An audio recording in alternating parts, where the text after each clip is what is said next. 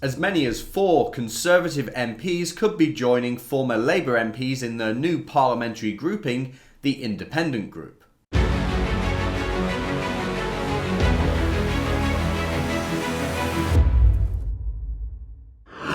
After 7 Labour MPs left the Labour Party this week, citing Jeremy Corbyn's far-left extremism, anti-Semitism, etc., it now looks like as many as 4 Tory MPs might be jumping ship and joining them.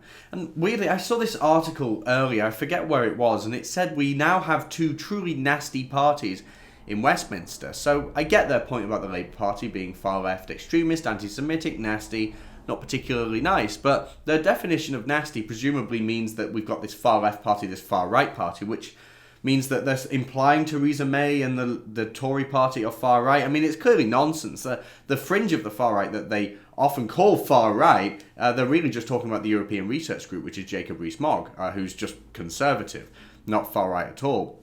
So this idea that we've now got these 2 nasty parties in Parliament, it's all very confusing. But what is clear to me is actually that there's no meaningful difference between these 2 big parties in Westminster, despite what people say about having this schism between the far left and far right in Westminster. There is no meaningful difference between those 2 big parties, or rather I should say, no meaningful difference between the values of most MPs in those 2 parties. And that's clear when you consider the fact that 4 Tory MPs, as many as 4, are now willing to join the Labour MPs in their independent group. That is according to reports in the press today. The Daily Mail reports that Chuka Umunna is now actually appealing directly to the Tories who are fed up with the, quote, UKIPization of the party, telling them to go over and join the independent group. And the Telegraph also reports that a minister, along with those 4 MPs, is considering hopping over and jumping ship and joining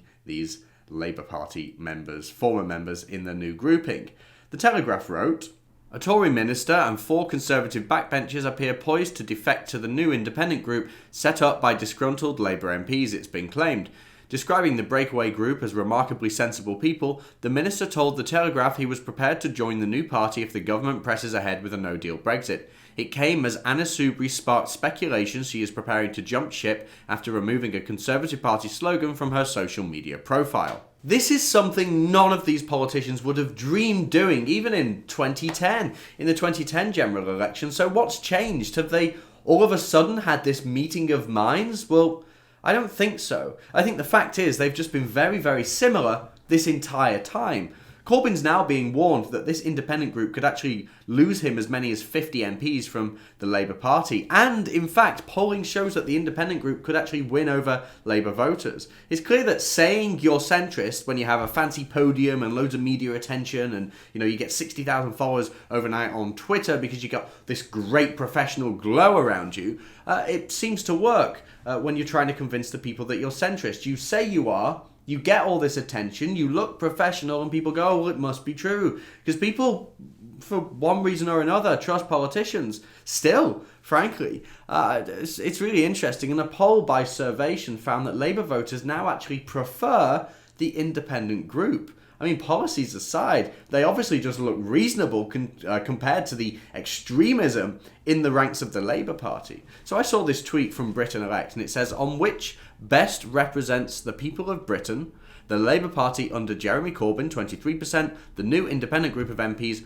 40% via Survation. And that was a poll of Labour voters on the 18th of February. Really, really shocking. Don't underestimate the influence that this group is going to have in Parliament. I mean, it's pulling in Tories potentially. It's bringing over Labour MPs. It's going to signify a huge, huge shift in the way politics is done in Westminster. It could potentially open up the barriers to entry for smaller political parties. So it could really actually be a good thing. It could bring in new talent, new voices into Westminster and finally break this 2-party structure that we've been stuck with for decades. They're going to betray the people in the same way that Tony Blair did, this new independent group. They're by no means centrist, and that does scare me a little, that they might just be able to fool the voters, even if for one election or 2 elections down the road, they might well fool people into thinking that these guys are a moderate force, and then suddenly we find ourselves 10 years down the line and everything's just as bad, if not worse. So it will be interesting to watch. Let's keep an eye on this. But what I will say is that this independent group, it's certainly by no means going to save Britain, but the very fact that it exists might mean that the way politics is done in Westminster could be changing very, very soon. We're not funded by the government, we don't have big sponsors, and we certainly don't have massive donors. If you'd like to help support our work, please go to rebeldonations.com/thebuck.